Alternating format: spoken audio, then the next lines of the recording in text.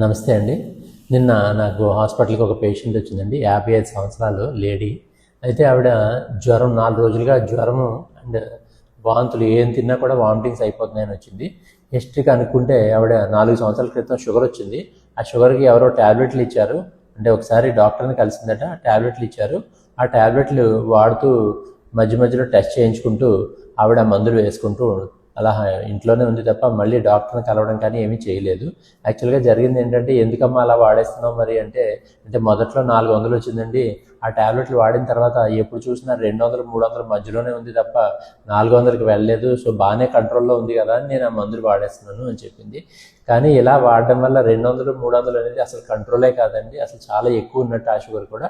So దానివల్ల ఆడవాళ్ళ urine infections నార్మల్గానే వచ్చేస్తాయి. అలాంటిది షుగర్ పేషెంట్లు అంటే ఇంకా ఎక్కువగా వచ్చేస్తాయి. దానివల్ల కిడ్నీలు చీము పట్టే అవకాశం ఉంటుంది.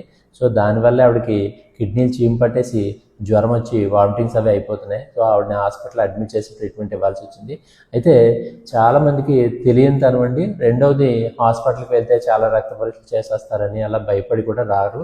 అట్లీస్ట్ షుగర్ టెస్ట్ అనేది చేయించుకొని మీరు కాన్స్టెంట్గా 3 నెలలకు ఒకసారి, 4 నెలలకు ఒకసారి ఒక క్వాలిఫైడ్ డాక్టర్ని కలిసి షుగర్కి కరెక్ట్గా కంట్రోల్ చేసుకోవడం చాలా మంచిది. దానివల్ల మీకు కళ్ళకి కానీ, కిడ్నీలకు కానీ, నరాలు కానీ ఏ విధమైన ఇబ్బంది రాదు. ఒక్కొక్కసారి ఇదే షుగర్ 300 అలా 250 అలా ఉండడం వల్ల గుండె బాగా పెరిగిపోవడం, హార్ట్ ఫెయిల్యూర్లోకి వెళ్ళిపోవడం, లేకపోతే హార్ట్ స్ట్రోక్ కానీ, బ్రెయిన్ స్ట్రోక్లు కానీ రావడం కూడా జరుగుతూ ఉంటుంది. సో ఇలాంటి ప్రమాదాలను నివారించుకోవాలంటే కనీసం 3 నెలలకు ఒకసారి మీరు ఒక క్వాలిఫైడ్ డాక్టర్ని కలిసి షుగర్ 100కి వచ్చిందా లేదా, పరగడుపున 100 లోపు ఉండాలి, తిన్నాక 140 లోపు ఉండాలండి అప్రాక్సిమేట్గా. సో అలా ఉందా లేదా మీకు గుర్తుంటుందని అలా చెప్తున్నాను. అలా ఉందా లేదా, అలా ఉంటేనే మీరు వాడుతున్న మందులు మీకు కరెక్ట్గా పనిచేస్తున్నట్టు. లేదంటే మీ షుగర్ ఎక్కువగా ఉంటే మాత్రం మీకు ఖచ్చితంగా ప్రమాదంలో పడతారు.